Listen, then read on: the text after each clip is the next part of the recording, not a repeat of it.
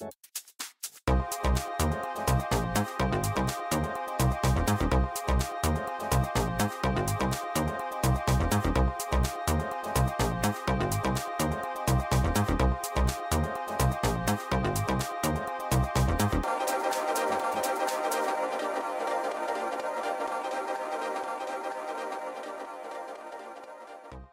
tá bom.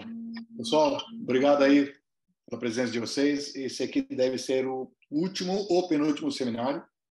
O Rafael está negociando ainda mais uma palestra semana que vem. E qualquer coisa ele vai avisar vocês. Então, obrigado pela presença. Hoje temos o grande prazer de receber Carlos Natalino da Silva, né? Ele, além de ser pesquisador do Chalmers University of Technology, é um grande amigo meu e companheiro de cerveja. É importante falar. Tá?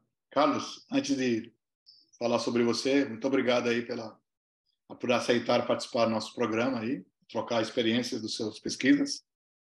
Pessoal, ele tem mestrado e doutorado na Universidade Federal do Pará, em 2011 e 2016. As interesses de pesquisa dele são aplicações de aprendizado de máquina, técnica de otimização para projeto e operação de infraestruturas de telecomunicação. A ambição dele é contribuir para desenvolver redes de comunicação cognitivas e autônomas, com foco especial, concentração artificial na uso eficiente de técnicas de aprendizado de máquina, que vai ser muito interessante para o nosso curso aí. Carlos, o microfone é seu, mais uma vez, muito obrigado aí pela presença. Eu que agradeço, é uma satisfação grande aqui estar conversando com vocês novamente. Quero dizer aí para todos que tem uma apresentação com alguns slides aí, mas que a qualquer momento, se tiver alguma pergunta, por favor, abram o microfone para a gente ter uma coisa o mais dinâmico possível, né? Os slides estão em inglês, mas eu vou falar em português, então, como diz o ditado, se dá para confundir, para que explicar, né, Vijay? Então, eu vou estar falando em português, se vocês não se importam. Espero que vocês estejam vendo aí os slides, né? E dá para ver o ponteiro do mouse aqui? Dá para ver também? Dá para ver, sim. Beleza. Então, essa apresentação, ela é uma modificação de uma apresentação que o Paulo e eu apresentamos ano passado numa conferência, né?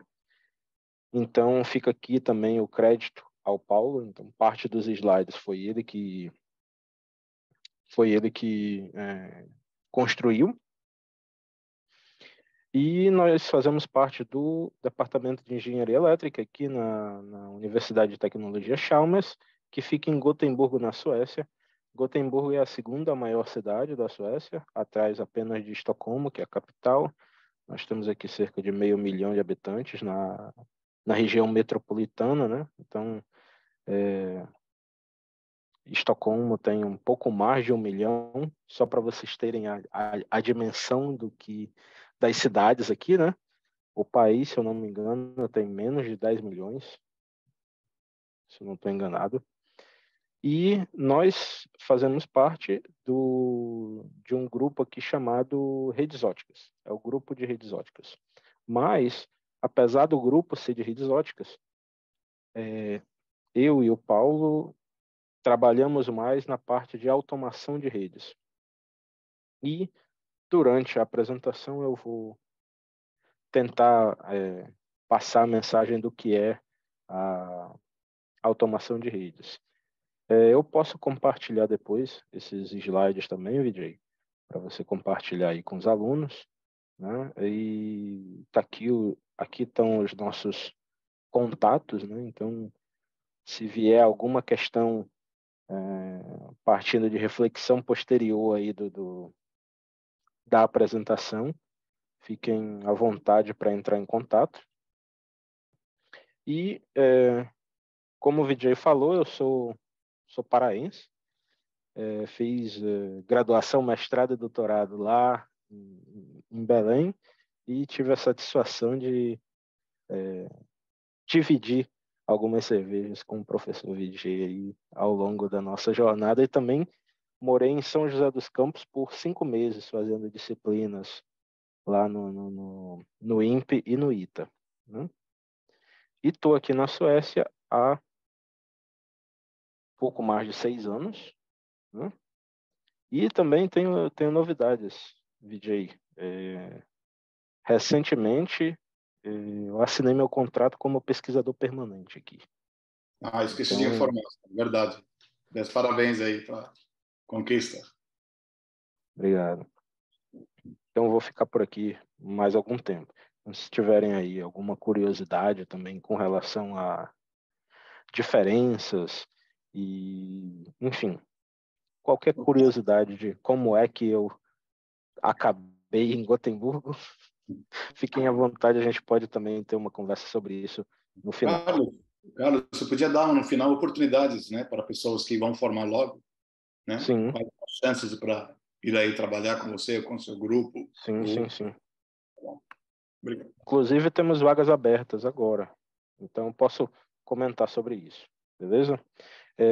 Qual é o nosso deadline? É em 45 minutos? 50 minutos. Beleza. Então, se alguém tiver uma pergunta, fica à vontade para abrir direto o microfone, porque monitorar o chat às vezes distrai um pouco.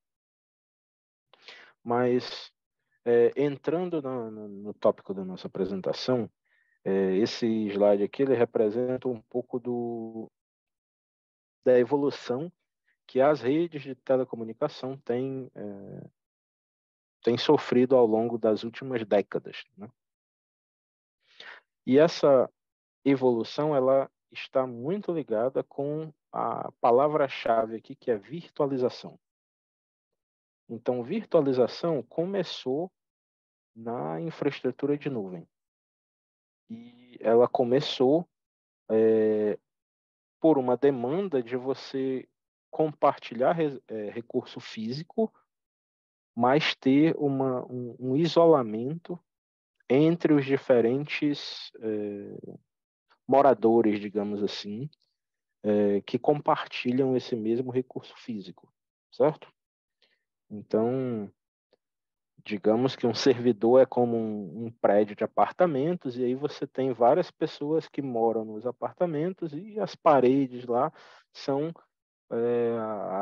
os controles ou o isolamento que ocorre. Mas, como todo isolamento, esses isolamentos não são absolutos, sempre vaza alguma coisa, algum som, algum ruído de um para outro, seu vizinho começa a furar a parede, você naturalmente vai ouvir, né? Mas existe um isolamento, então isso permite que vários consumidores diferentes compartilhem o mesmo recurso físico. E isso deu tão certo que ele começou a se espalhar para os outros recursos de telecomunicações. Mas aí a demanda ou o consumidor muda um pouco, porque quando a gente fala de nuvem, o consumidor aí é qualquer pessoa, qualquer provedor de serviço que precisa de capacidade de processamento. Então, digamos que eu quero lançar uma nova rede social, um novo Twitter. Eu vou lá com a Amazon e alugo máquinas virtuais que vão usar a capacidade de processamento para processar minha rede, minha rede social, meu aplicativo de rede social. No caso das redes aqui de transporte ou das redes sem fio, o conceito é um pouco diferente. Eu já tenho aí prestadores de serviços, eu tenho aí operadoras de topo, que são operadoras virtuais. Então, é como se fosse no Brasil, nós temos aí as 4 grandes operadoras. eu não lembro se a Oi ainda existe, mas enfim, 4 grandes operadoras, e aí é como se viesse uma quinta operadora, mas ao invés de colocar suas próprias antenas e colocar sua própria fibra ótica, ela vai alugar essa parte das antenas e parte da fibra ótica de outras operadoras. Então, esse recurso de virtualização, ele permite que você aplique esse conceito de virtualização ao longo de todas essas infraestruturas diferentes aqui. E aí, quando você virtualiza, você aumenta a complexidade. Então, entra aqui a figura do orquestrador, que é uma camada nova que é adicionada para gerenciar esses recursos virtualizados. Porque agora, quando você não tem virtualização, você tem uma quantidade fixa de recursos. Se você precisa de uma nova antena, você tem que ir lá, construir, instalar, fazer toda a conexão dessa nova antena. Quando esses recursos são virtualizados, você pode, sob demanda, pedir, requisitar a alocação de uma nova antena para você. Da mesma forma que acontece aqui na nuvem. Eu posso dizer, eu quero uma nova máquina virtual. Ou,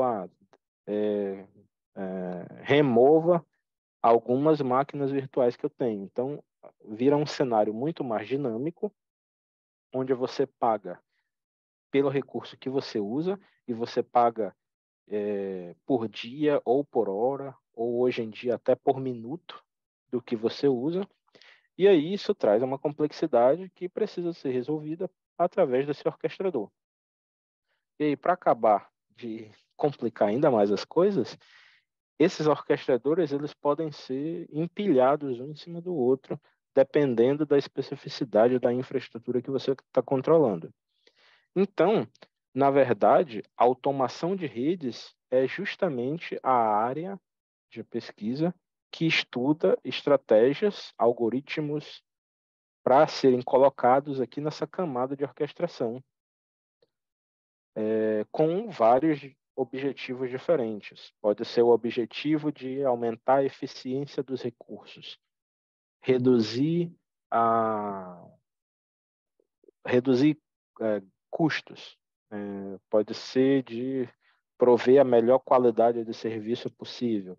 E, naturalmente, esses objetivos eles convivem juntos ao mesmo tempo aqui. E quando você fala de 5G e 6G, você tem aqui diferentes aplicativos, diferentes serviços rodando aqui, que vão ter diferentes requisitos.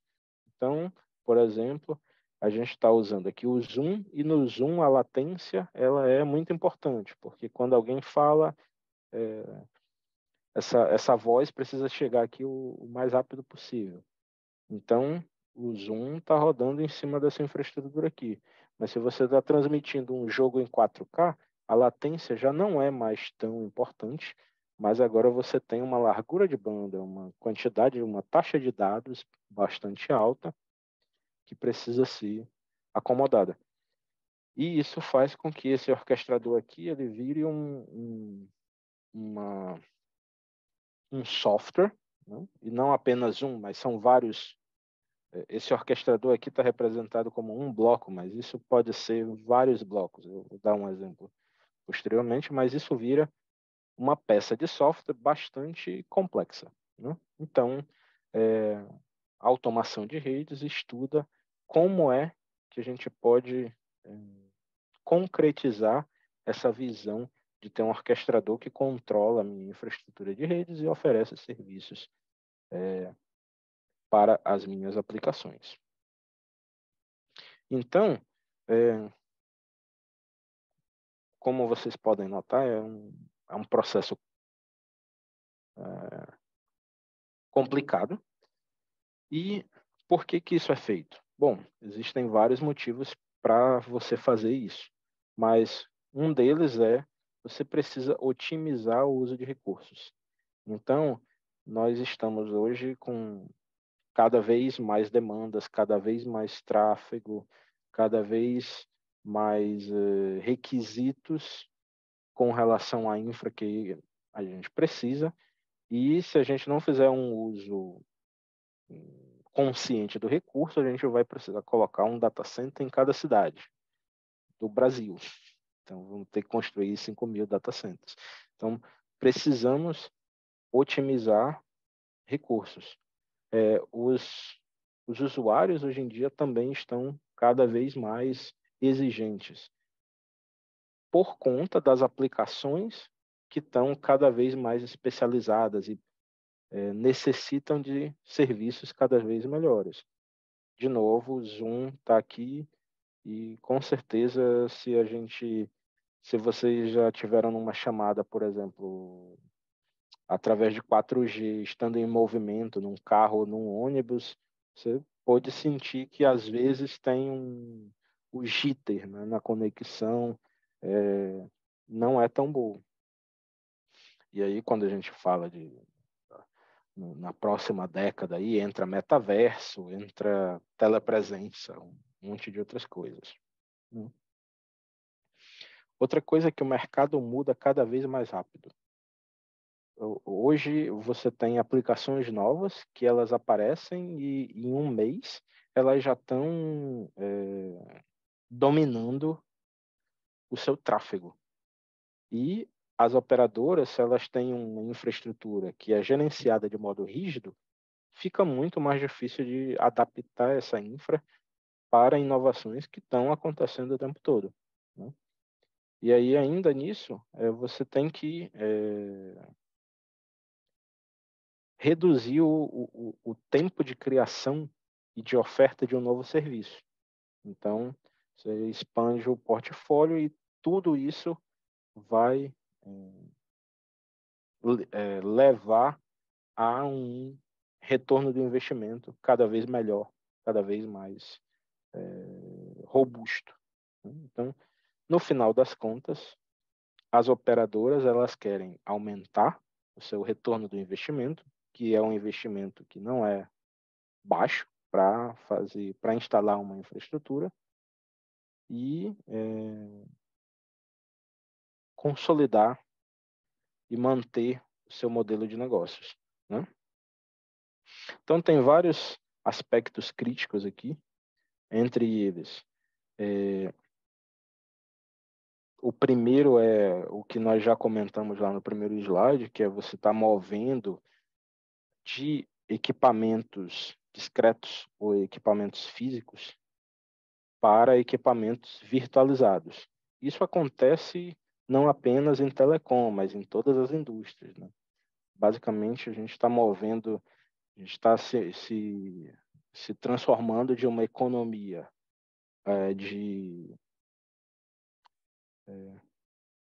algumas palavras às vezes me faltam, fazem alguns anos que eu não falo, mas a gente está mudando de uma economia onde você é dono das coisas para uma economia onde você tem acesso às coisas, tá?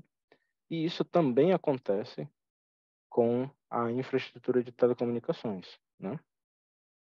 Outra coisa é, quando você faz a instalação dessa infraestrutura mais dinâmica, você tem que começar a prestar atenção nos dados, que nunca foram tão importantes quanto agora.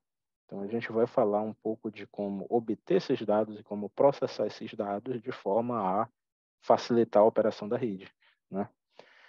Segurança também sempre foi um aspecto crítico, mas eu acredito que nunca foi tão crítico para tantas coisas diferentes. Então, a gente vive um cenário onde até aqui na Europa existe uma preocupação com relação à segurança, à soberania muito forte, né?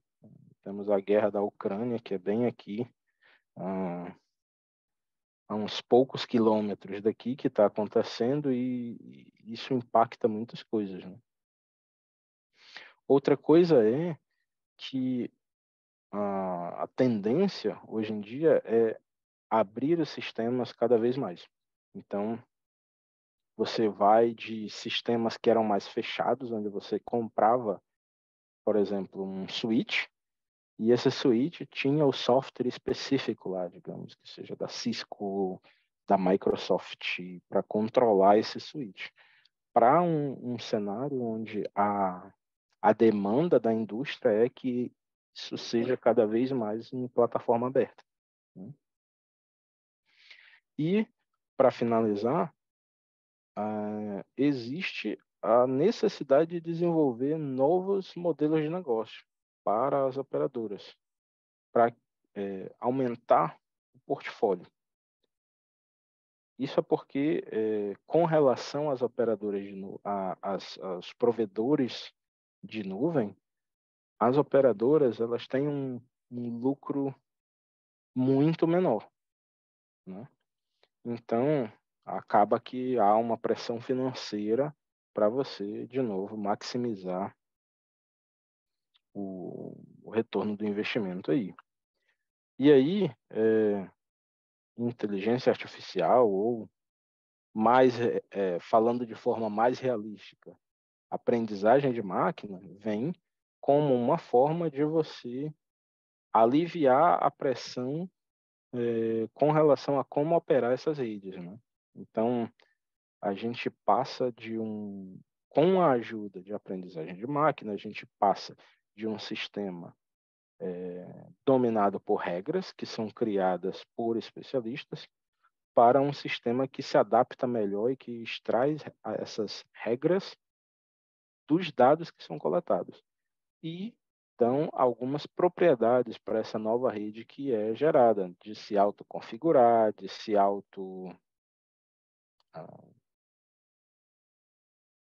self-heal, essa palavra que faltou, e também de automatizar a reconfiguração. Então, a ideia é que você tenha cada vez menos a intervenção humana dentro desses processos da rede.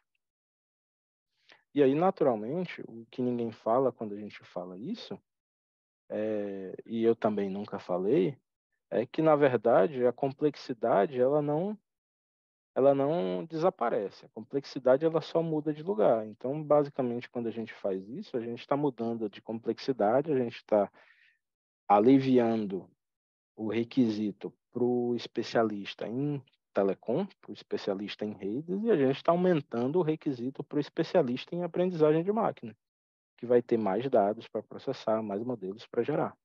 Então, como sempre, complexidade se transforma, né?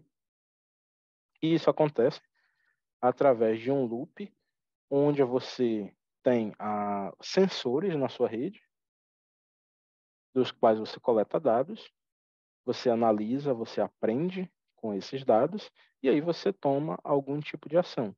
Então, esse loop aqui, ele é um loop que é executado e não é um loop único.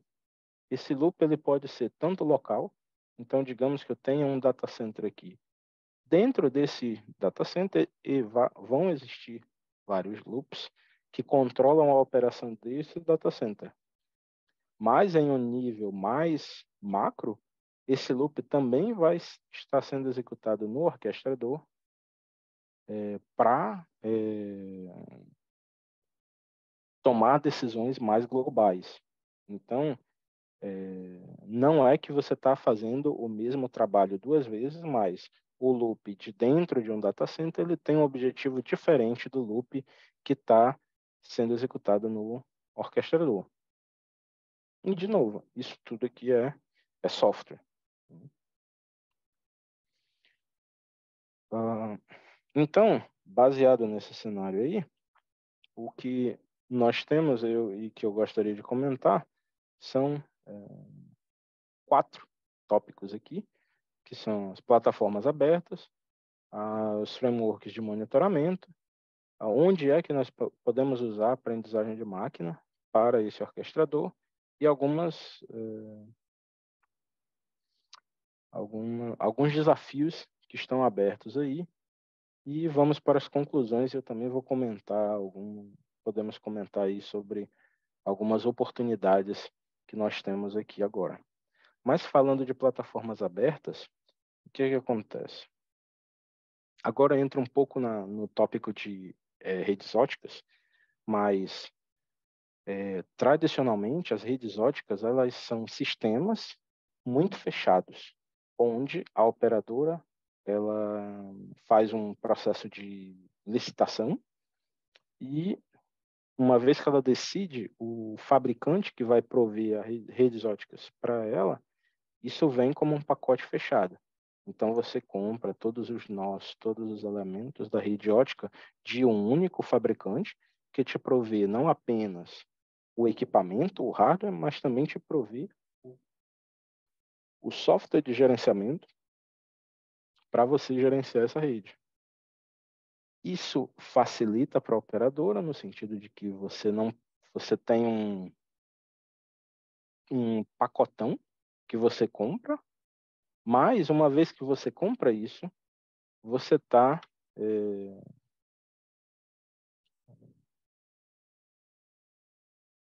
preso, você está preso a aquele fabricante. Então, a não ser que você substitua tudo para um outro fabricante, você continua preso e essa infraestrutura de redes óticas é uma infraestrutura que tem um ciclo de vida entre 10 e 20 anos, né, dependendo do mercado que você está.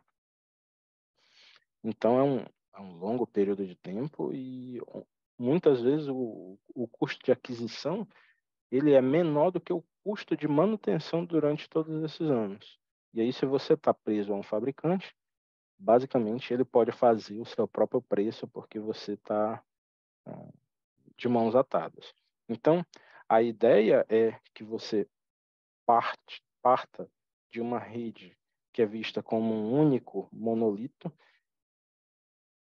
O que as operadoras no passado faziam elas partiam essa rede em regiões. Então, digamos que sejam as regiões do Brasil. Então, cada região tem o seu próprio sistema, elas têm pontos de conexão, mas aí isso faz com que você tenha um sistema menor e aí você não está preso, você tem mais flexibilidade. Mas o que se deseja hoje em dia é que você tenha um sistema que é completamente desagregado. E o que isso quer dizer? Que cada um dos equipamentos possui uma interface de monitoramento e controle que permite que você coloque qualquer software de controle controlando e monitorando esse equipamento. Ao fazer isso com todos os dispositivos, você abre a oportunidade de que cada dispositivo seja de um fabricante diferente. Porque você tem os meios de obter os dados de monitoramento e também de controlar esse dispositivo através dessa interface que é padronizada e que é de código aberto, né? E isso faz com que você tenha mais competição. Então, as operadoras vão poder, por exemplo, esse um determinado fabricante tem a melhor tecnologia de terminais. Então, eu vou comprar os terminais dela, mas a outra fabricante tem melhor tecnologia de um switch ótico. Vou comprar dessa segunda fabricante. Uma terceira fabricante tem melhores amplificadores. Vou comprar dessa terceira fabricante. Porém, isso é uma visão, não é uma solução, né? E essa visão ela tem sido construída por mais de uma década. Então, um dos modelos de interface que é usado, por exemplo, é o Young, e ele foi definido em 2010. Então, desde 2010, você tem vários eventos que vêm se construindo para realizar a visão de redes abertas. Por exemplo, temos a fundação, a Open Networking Foundation, temos vários padrões que são definidos aqui para permitir essa operação padronizada dos equipamentos de rede, né? E isso, basicamente, pode ser concatenado dentro de um modelo de desenvolvimento que é baseado em dados. Então, basicamente, o que acontece é, você tem uma arquitetura funcional, onde você tem uma linguagem de modelagem de dados, por exemplo, JSON, XML, etc. Você concatena isso com a padronização de modelos, ou seja, você especifica como esse arquivo, ou como esses dados devem ser codificados, você junta isso com um protocolo da camada de transporte, o TCP, o UDP, ou até protocolo da camada de aplicação, e você tem essa arquitetura funcional. Então, basicamente, só para dar um exemplo para vocês de como é que isso se materializa, um modelo de dados, por exemplo, temos um modelo de dados aqui para uma TV. O que acontece? Você vai definir todas as características da TV. Então, você tem um volume que ele é um inteiro que vai de 0 a 100. Você tem qual é o fabricante, você tem o serial. E aí você também define os parâmetros, ou seja, o que é configurável dentro dessa TV. Ah, você tem aqui HDMI 1, HDMI 2, que é o input, ou seja, eu posso definir um desses. Você pode configurar o volume, você pode configurar o canal, certo? E você também modela quais são as ações que esse dispositivo pode ter. Por exemplo, eu posso fazer um reboot, né? Ou eu posso desligar, ou eu posso colocar em modo dormindo, né? Sleep mode da TV. Então, esse mesmo conceito de modelar todas as características, os parâmetros e as ações de um dispositivo, mas aplicado para dispositivos de rede, né? Então, a ideia é você criar uma especificação sem ambiguidades. Isso também já serve, inclusive, de uma documentação. Então, é como se fosse Isso me lembra um pouco das ontologias que nós discutíamos, DJ, algum tempo atrás, quando eu estava visitando o INPE, né? Não é exatamente isso, mas basicamente você define tudo de um, de um dispositivo. Então, uma vez que você tem esses dispositivos, você precisa, o primeiro pilar da automação de redes é obter dados de monitoramento. O que você não monitora, você não tem condições de controlar, certo?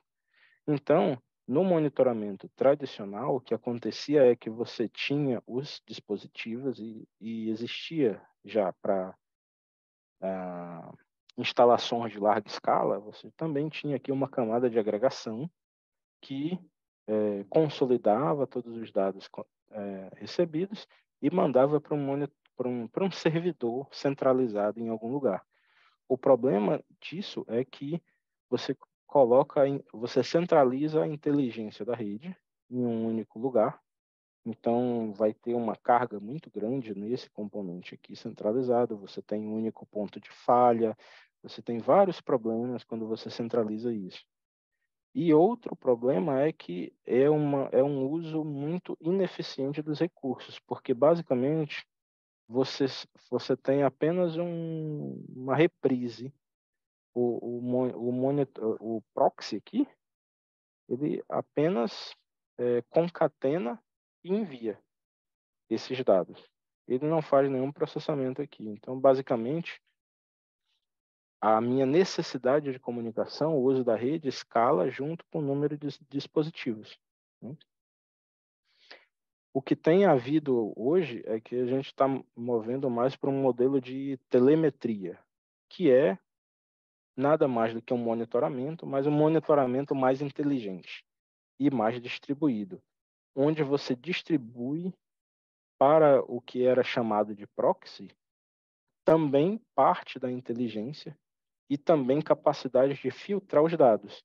Então, dessa forma, o que acontece? Decisões que podem ser tomadas de forma mais regional ou mais local são tomadas lá.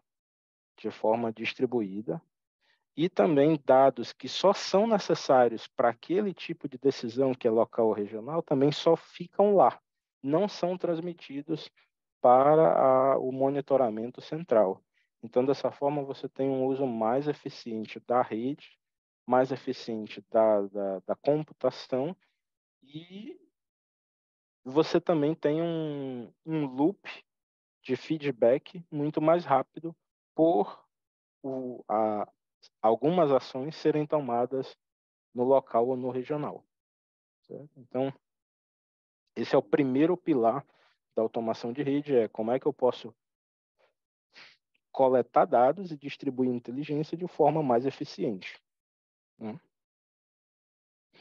E aí, eu não sei qual é o range de trabalhos que vocês possam estar trabalhando, mas se tem alguém aí trabalhando com tecnologias web, por exemplo, isso aqui seria algo semelhante ao que a gente tem em GraphQL, onde você pode selecionar quais são os dados que você quer. E, além disso, existe, além do que eu falei, existe também a adição de um modelo que é o modelo produtor-consumidor, onde não necessariamente você precisa dos dados o tempo todo, mas você pode estar coletando apenas dados mínimos para você entender sintomas, e aí quando alguns sintomas aparecem, você pode precisar de dados adicionais para confirmar se tem algo realmente acontecendo ou não. Então, esse produtor consumidor basicamente faz com que eu possa fazer uma requisição para um determinado dispositivo e dizer, eu estou interessado em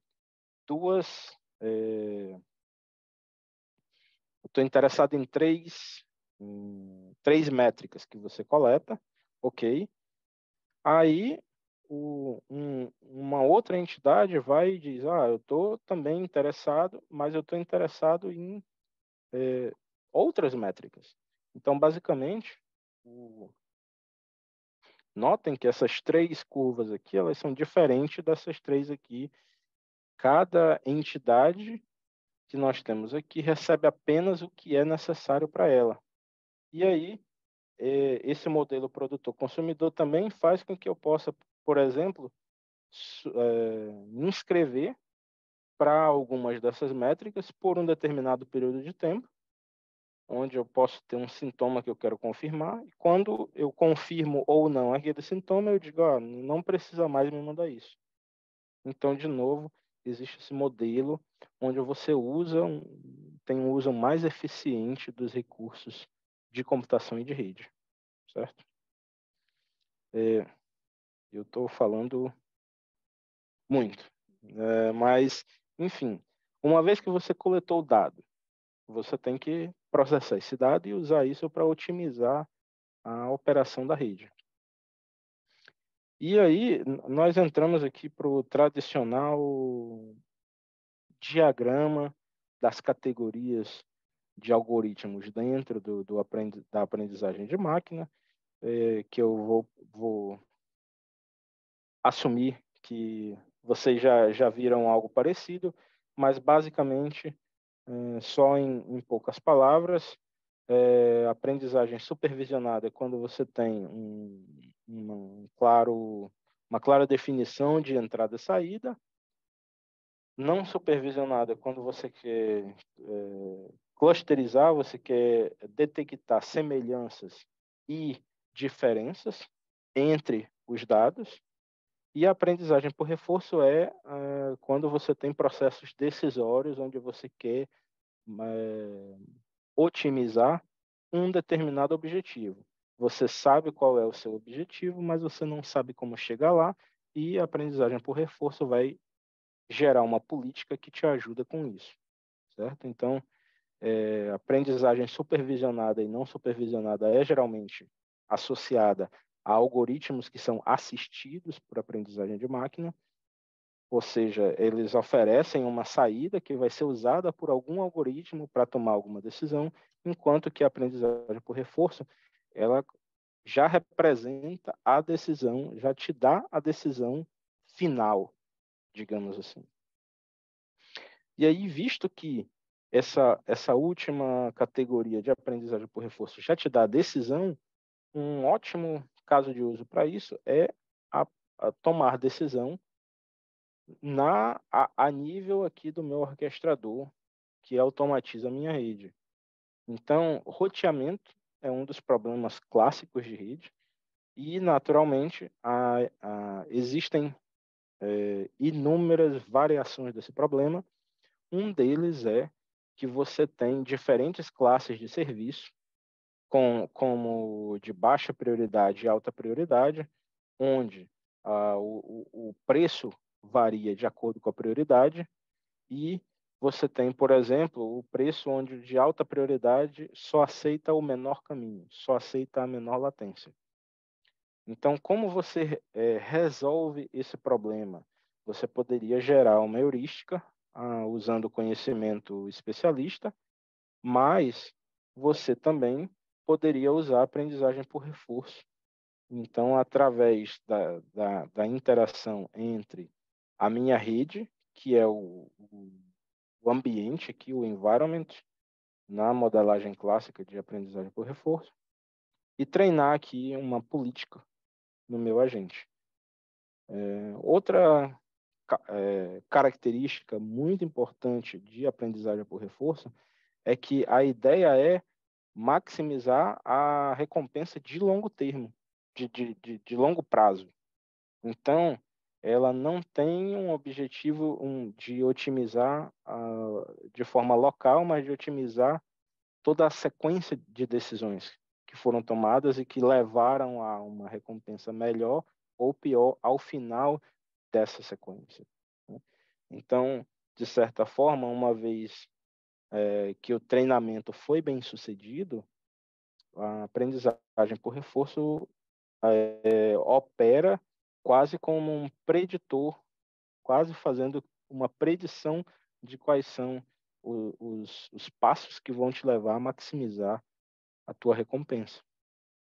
E aí nós treinamos um agente e ele apresentou aqui em cima das heurísticas de 12 a 15% de melhora em termos do lucro, apesar de estar utilizando menos recursos. Por que isso? Porque ele aprendeu qual era a proporção exata de serviços que ele tinha que rejeitar para que ele pudesse otimizar o lucro. Então, esse é o tipo de decisão onde você não precisa colocar, parametrizar uma heurística para conseguir isso. Naturalmente, esses benefícios só vão acontecer caso eu tenha uma pressão por recursos na rede. Se eu tenho recurso abundante, que é capaz de servir todos os meus clientes na rede, eu não preciso fazer esse tipo de decisão inteligente, e aí, naturalmente, os meus ganhos com relação às heurísticas se reduzem, né? E existem vários outros lugares onde, dependendo de qual é a área que vocês estão, machine learning pode ser usado, e a gente pode falar um pouco mais sobre isso. Nós temos agora, recentemente, um projeto aprovado e estamos em busca de uma pessoa para vir fazer um pós-doc aqui conosco na área de aprendizagem federada. E se você tem interesse em aprendizagem por reforço, nós desenvolvemos e publicamos de forma livre o Optical RLGym, que é baseado no OpenAI Gym, e ele contém vários casos de uso de redes óticas, onde você pode aplicar aprendizagem por reforço nisso. Então, basicamente, a ideia aqui é prover a implementação de um simulador de redes óticas que é compatível com os agentes de aprendizagem por reforço que já existem no mercado. Então, isso e várias outras implementações de vários outros papers estão lá no meu GitHub, né? Então, para fechar, quais são quais são os desafios aí? Basicamente, com aprendizagem de máquina, você tem vários desafios. Por exemplo, o quanto você confia, quão automatizado pode ser. Você vai usar a aprendizagem de máquina para tomar a decisão ou para fazer sugestões que um humano vai lá e vai apertar o botão final, né? Qual é o custo de você operar toda essa máquina, né? Desafios com relação à confidencialidade, desafios fim a fim, escalabilidade, que nós trabalhamos bastante aqui. Hoje em dia, muito se fala aqui em consumo de energia e a Europa está vivendo uma crise de energia, eu ainda não sei direito como é. Eu estou por fora das últimas notícias, mas eu sei que talvez seja um inverno um pouco desafiador aqui. Mas quando geralmente nos estudos que a gente vê, você substitui algo por aprendizagem de máquina, mas muita gente não leva em consideração a complexidade de se gerar aquela aprendizagem de máquina e o recurso computacional necessário para operar aquilo. Então é importante. E quando a automação toma uma decisão ruim, de quem é a culpa? É do cientista que criou o modelo? É da pessoa é do gerente que assinou para colocar aquele modelo em operação? Quem é o culpado para as coisas? E aí, quando a gente vai para grandes corporações, você sempre tem uma cadeia de comando e uma cadeia de culpa. E aí, quando você coloca aprendizagem de máquina, e essa cadeia fica um pouco acinzentada. Então, nesse contexto, o nosso grupo é parte do TerraFlow SDN, onde a gente está codificando do zero um novo controlador SDN que usa a arquitetura em microserviços, com a ideia de melhorar a escalabilidade das soluções de SDN, e o nosso grupo aqui em específico trabalha bastante com a parte de segurança em redes óticas. Então, essa é a parte aí. Então, não poderia deixar de agradecer pessoas e projetos que financiaram e que, digamos assim, contribuíram para os resultados apresentados aqui nessa palestra. E aí, se tiver alguma coisa, alguma dúvida, algo que você queira que eu expanda, fique à vontade para perguntar. Obrigado. Ok, Carlos, valeu, muito bom. Muito obrigado aí pela palestra. Ótimo, bem boa didática. Eu tenho uma pergunta e um comentário antes de passar as perguntas para os alunos aí. Uhum. Quando você explicou, né, negócio para otimizar, técnica para otimização, né, você está usando machine learning, né? Uhum. Antigamente a gente usava, bem antes de ficar popular o ML, né, machine learning, a gente usava simulação, métodos analíticos, tal, né, para otimizar. Hoje perdeu essa linha de pesquisa ou ainda continua, ou o machine learning acabou ganhando muito espaço? Eu acho que ela é fundamental para o machine learning, pelo menos para a parte de aprendizagem por reforço, Tá, entendi. porque toda aquela modelagem, toda aquela parte de simulação, inclusive eu me lembro bastante do curso que eu estudei lá com o professor Hirata, lá no ITA, de simulação de computadores. Sim, E sim. eu ficava naturalmente, na época, né, jovem, me perguntando: pô, quando é que eu vou usar isso? Quando é que eu vou usar processos estocásticos e a distribuição exponencial e o processo de Poisson? E hoje é basicamente 80% dos meus trabalhos tem esse componente lá, né? Então, toda aquela parte de simulação, de extração das variáveis aleatórias de um determinado problema e codificação disso em um simulador que se comporte tão próximo quanto possível do mundo real, tá tudo codificado aqui. Tá. Então, eu acho que é bastante complementar. Sim. E, inclusive, sem aquele conhecimento, você vai gerar um ambiente que vai estar muito longe da realidade. E aí, quando você tentar usar esse agente que foi treinado em um modelo hipotético na realidade, ele vai divergir muito. Tá certo.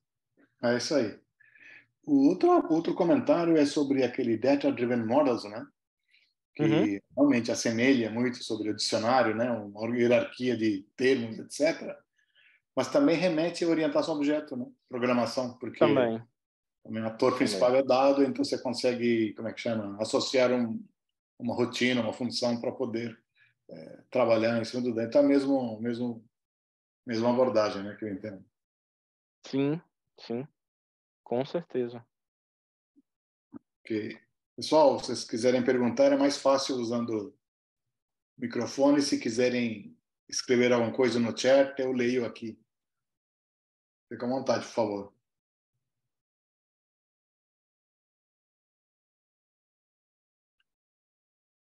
Não fiquem tímidos. Se tiver alguma pergunta também sobre Suécia, Sobre cerveja na Suécia, pode ser qualquer coisa. cerveja na Suécia, ou o que é que você deve estudar para vir para a Suécia, o que é que a gente está procurando aqui, fiquem à vontade.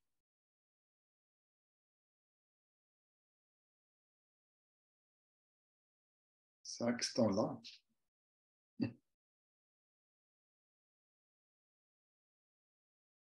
Pessoal, por favor, manifestem.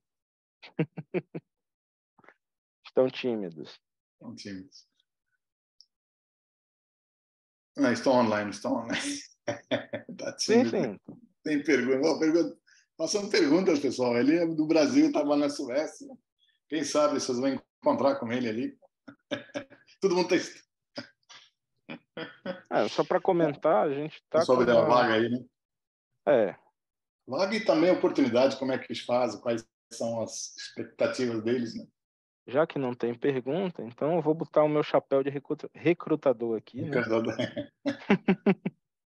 Já tem pergunta. Fala sobre a vaga.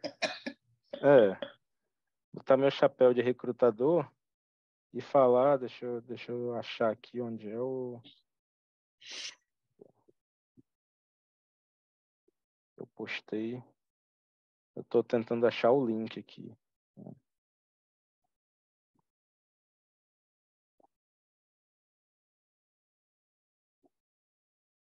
Nossa, mas eu não... É melhor ir na... Você quer que eu mande aqueles links que você está falando? Não, né? O outro, né? Não é aquele, mas eu vou Eu mostrar, acho que... inclusive, o processo inteiro aqui, Tá. né? Se você colocar aí Chalmers Vacancies, ele vai te trazer para essa página aqui, que mostra não apenas vagas, essa vaga, talvez assim seja mais focado, mas mostra vagas aqui em todos os departamentos para pós-doc, aluno de doutorado, né? Então tem muita coisa aqui. Se quiserem já focar em engenharia elétrica, aí tem um pouco menos, né? Mas tem computação, computer vision e tem a parte de baterias, reabilitação de dor e tem essa aqui em aprendizagem federada e tem aqui também baixa latência e aprendizagem federada também. Só para confirmar, é essa vaga mesmo aqui. que é a professora Lena Wachinska, que está anunciando, e basicamente PhD em engenharia elétrica, ciência da computação, áreas afins. Aqui está a descrição do que a gente precisa aqui. Então, de novo, Vijay, a parte de modelagem aqui é Sim, sim. teoria de filas, Sim. arquitetura de rede, alocação de recursos, machine learning, programação em Python e publicações na área de machine learning. Ah. Isso aqui é o desejado. Talvez eu não aplicasse para isso aqui se eu visse. Né? Então, minha... às vezes eu acho esses anúncios um pouco intimidadores, né? Sim, sim. Aí agora, fazendo minha autorreflexão aqui, eu já estou também me sentindo intimidador, que eu não recebi pergunta. Mas, enfim, eu acho intimidador. Talvez eu não me mandasse meu currículo para cá. Então, a minha dica para vocês é, se vocês têm interesse, se vocês acham que vocês dão conta de fazer o que vai ser preciso fazer, mandem independente, sim, tem que ter o doutorado, né? Mas em relação a essa experiência em pesquisa, se você já tiver aqui teoria de filas, arquitetura de rede, Python e TensorFlow, eu já mandaria. Né? E vai ter mais uma vaga em breve anunciada que eu vou mandar também para o VJ e o VJ pode... Aquele que você mandou de aprendizagem federated learning, né? Eu coloquei para a lista de discentes e vamos ver. Porque tem muita gente que vai sair logo aí de doutorado, então quem sabe. Pode ser uma excelente experiência se conseguirem alguma posição. Que seja temporário ou não, mas para ter uma... Outra coisa, vocês trabalham muito com contratos com a indústria, né? Colaboração, pesquisa. Sim, sim. Eu não posso falar o nome da empresa, mas essa vaga aqui é para trabalhar num projeto específico com uma grande fabricante e uma das maiores empresas da área de telecomunicações, que é da Suécia. Né? Não é a da Finlândia, é a da Suécia. Você falou tudo, então.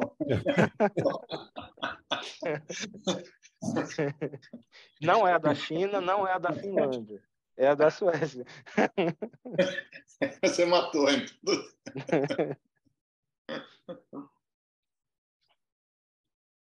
Nossa, tá certo. Bom. Alguma outra pergunta aí, galera? As pessoas estão muito tímidas. Não sei se é dezembro, está perto do Natal, estão pensando em comprar presente, sei lá. O que você acha para os nossos alunos? Estão muito tímidos. Eles estão pensando no jogo de amanhã. Pode Qual ser, vai ser a escalação? Quem é que vai fazer o gol? Eu apareci aqui, acho que todo mundo ficou quieto. Mas se puder fazer um comentário, Carlos, esse negócio de research experience que eles colocam é para intimidar mesmo. E geralmente, às vezes, o pessoal até viaja na maionese e pede, olha, você tem que ter tudo isso aqui, mais 40 anos de experiência em Python, 2 prêmios Nobel e um Oscar e uma categoria principal.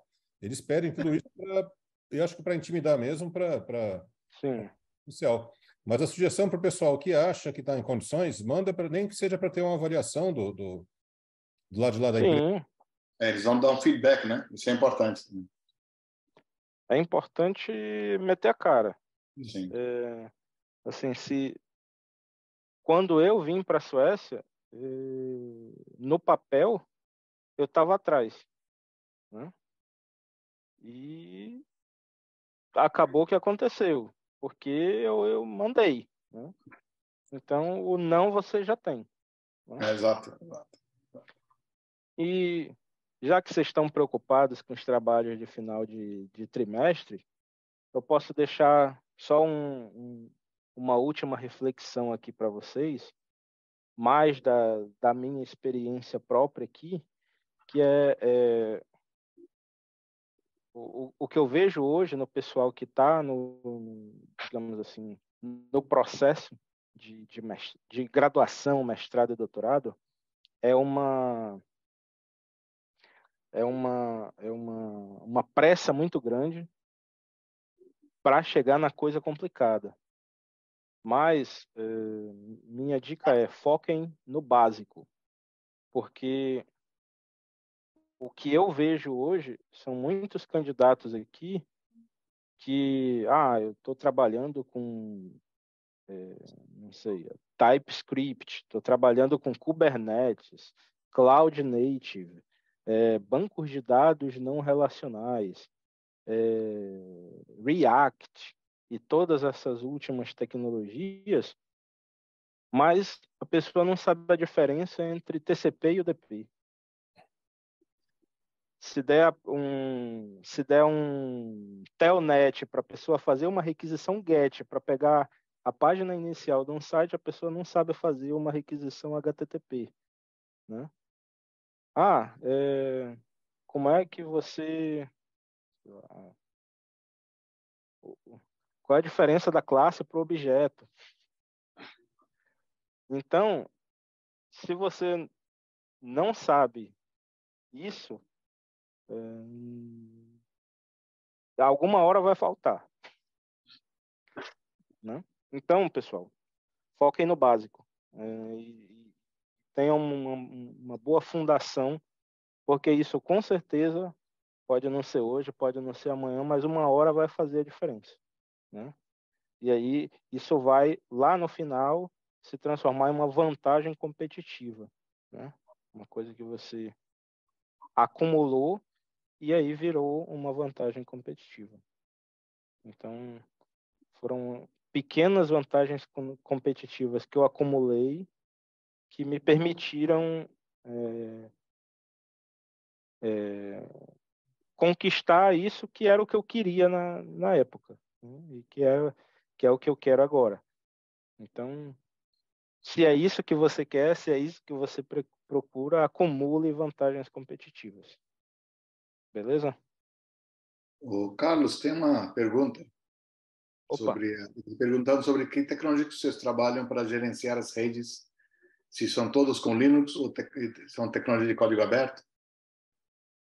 Tudo tecnologia de código aberto. Okay.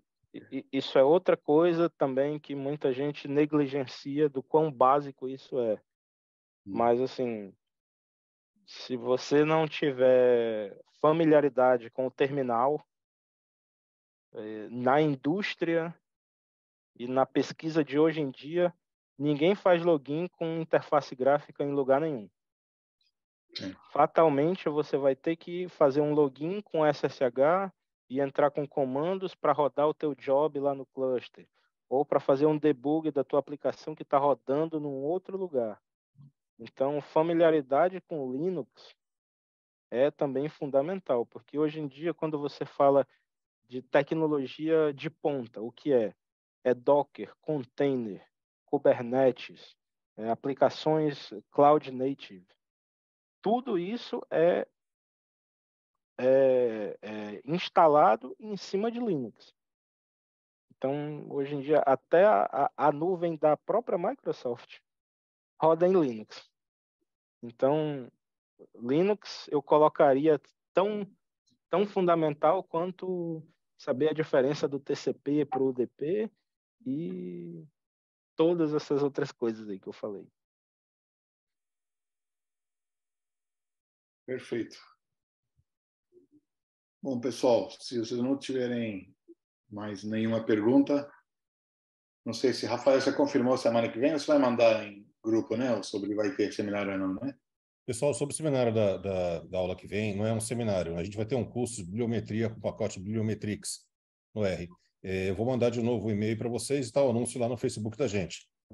Não vai contar como seminário, certo? Porque a gente resolveu fazer, a pessoa que vai apresentar o curso, ele vai dar, acho que um curso de 3 horas de duração com intervalo. Então, não conta como seminário, porque nem todo mundo vai poder ficar as 3 horas. Mas se vocês quiserem ver e aprender um pouco sobre bibliometria, que é um estudo que a gente faz assim, quando tem que justificar todo o investimento que a gente tem em ciência e tecnologia, o que resulta isso, é um dos aspectos, é um curso bem interessante. Vai ser dado pelo Clayton, da biblioteca daqui do INPE, que está terminando o doutorado dele nessa área.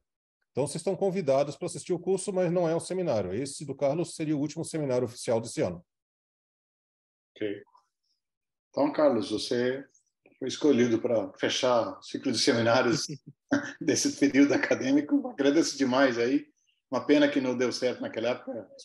Você estava com gripe e tudo, foi bom mudar. E pelo menos terminou com uma boa palestra.